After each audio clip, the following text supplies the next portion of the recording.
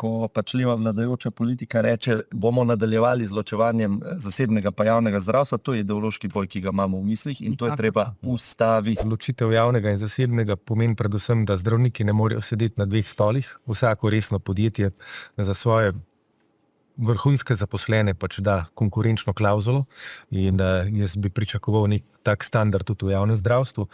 Druga stvar, to je replika kolegu Cigler Kralju, ko poslušam desnico na teh volitvah, nekako leitmotiv pač vseh vaših predlogov je, vse davke bomo znižali, storitev in pravic bo pa še več.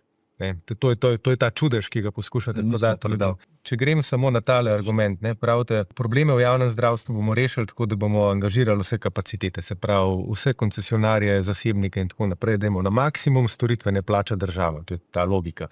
Zdaj, v čem je seveda, ZZZS, v čem je problem te logike? ZZZS ima omejeno količino denarja.